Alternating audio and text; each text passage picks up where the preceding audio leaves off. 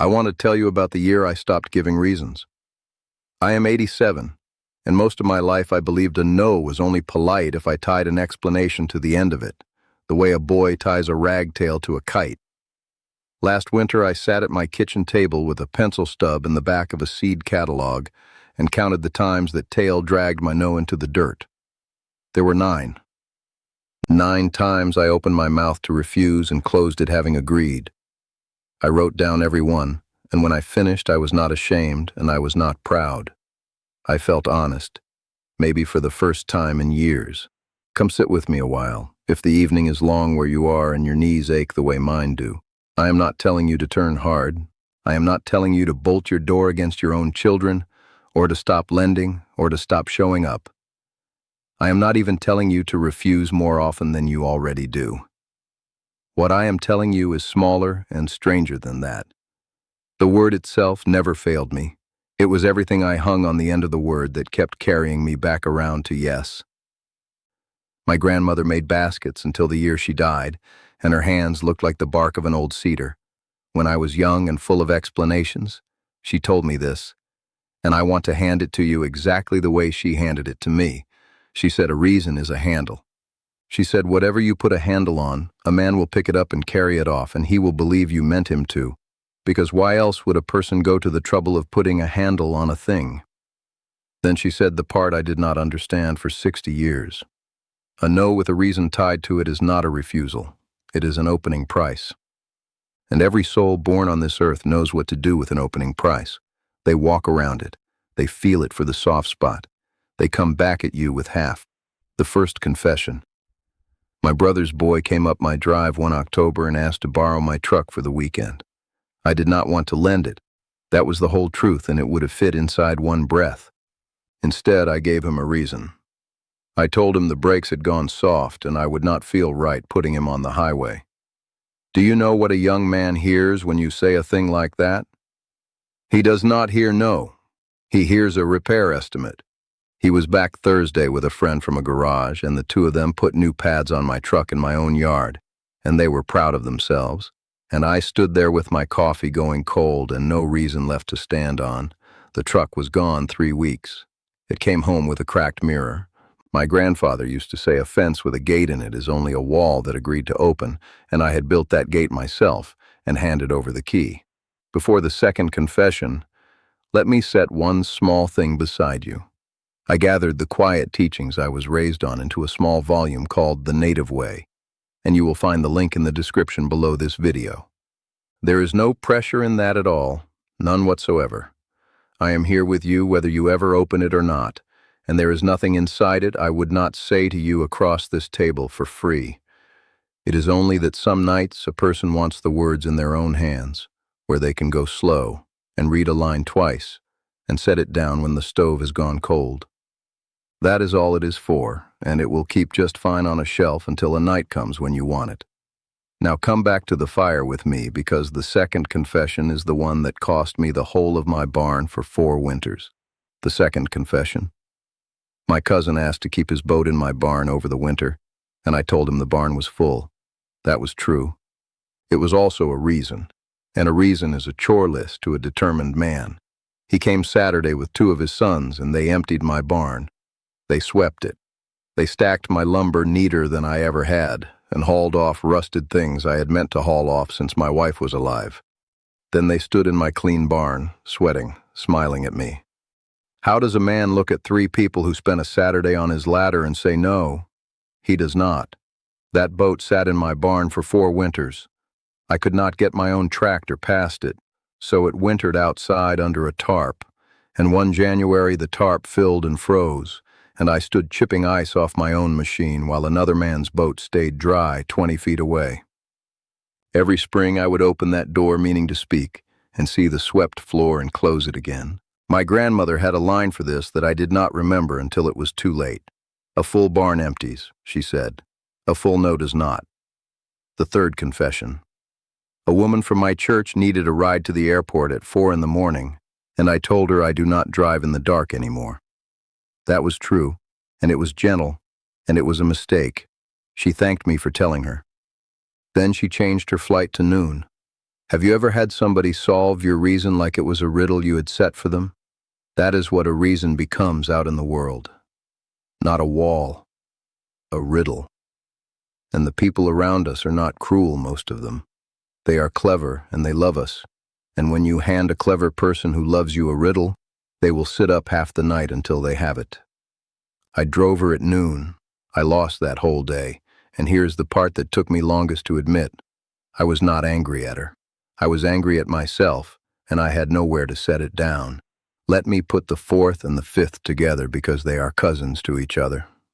My nephew asked me for money, and I told him I was short that month. He said, "Next month, then." A no with a date on it is not a no. It is a promise in a hat and coat. And that same autumn, my niece asked me to hold the family supper at my house, and I told her my hip would not take the cooking. She said, "You will not cook one thing. We will carry all of it in. You sit in your chair." 22 people came into my house.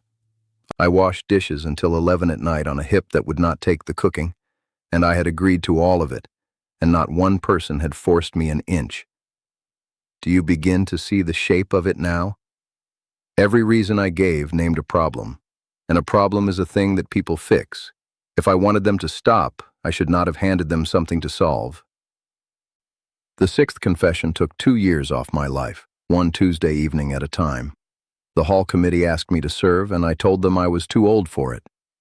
Do you know what happens when your reason is your own smallness? The kindest people in the room are obliged to argue with you. They said I had the sharpest head at that table. They said the young ones needed somebody who remembered how it used to be done. And now I could not refuse without calling good people liars to their faces. That is what a modest reason does to an old man. It builds a trap and sets him down inside it, and everybody claps. 2 years of Tuesday nights I gave to that committee. Minutes read out loud, coffee going bitter in the pot, 6 of us arguing over the striping of a parking lot while the light went out of the sky. Those are Tuesdays nobody is going to hand back to me. My grandfather said a man who talks himself down is asking to be picked up, and somebody will always oblige him. The 7th is a small one, but it taught me the cleanest lesson of the 9. A man came to my door selling siding, and I told him I could not afford it. He had 4 answers ready before my sentence was finished. Financing, and a discount, and a program for elders, and a neighbor down the road who signed that morning. There is a voice on the telephone that does the same thing every day of the week. Every reason you give a stranger, he has heard 9,000 times and has an answer for. My grandmother said a stranger who asks you, why is not curious. He is taking inventory. So with that man, I finally said the words plain. No, thank you. Goodbye. He was down my steps in 6 seconds because I had left him nothing to take hold of. The 8th confession nearly took my house. My daughter and her husband wanted me in a nice apartment near town, and I want to be fair to them because they were not wrong to want it and they were being good to me. I said I could still manage the steps. A rail went in that month. I said I could not leave my dog. They found a place that takes dogs. I said I could not afford the moving. They said they would pay for the moving. 9 months of that, and every reason I laid down, they picked up and carried off and came back with their hands empty and open. Understand me here, nobody argued me out of my home. I was handing them a list of tasks, and they loved me enough to finish every one. And each one they finished set me a step nearer the door. Then one night in February, I sat down at that table and I said, no, I am staying. That was the whole sentence. No, because on the end of it. The room went quiet in a way it had not gone quiet in 9 months. My daughter cried a little, and I held her hand, and by morning it was settled. One plain no ended in an evening what 9 months of good reasons could not. The 9th confession is the one I am least proud of, and it is why I am talking to you tonight. The first Christmas after my wife passed, my daughter asked me to come to her house. I did not want to go. The truth was that I could not stand to sit in a bright room full of laughing that year. Not that year. That was the true answer. It was mine, and it would have been enough. But I did not give it to her. I gave her the drive, and the weather, and the dog, and my back. She answered every single one. She sent her husband 4 hours each way to fetch me.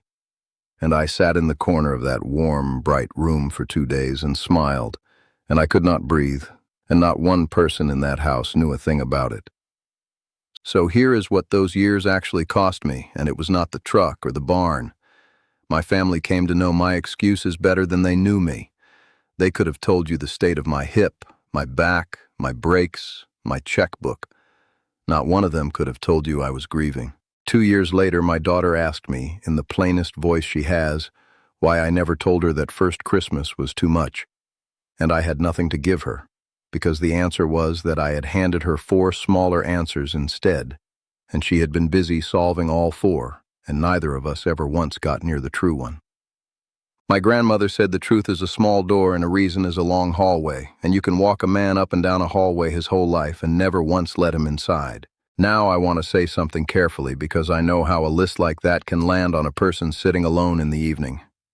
Naming these 9 was not the same as hating myself for them. I sat at that table with the seed catalog, and I did not write down that I was weak.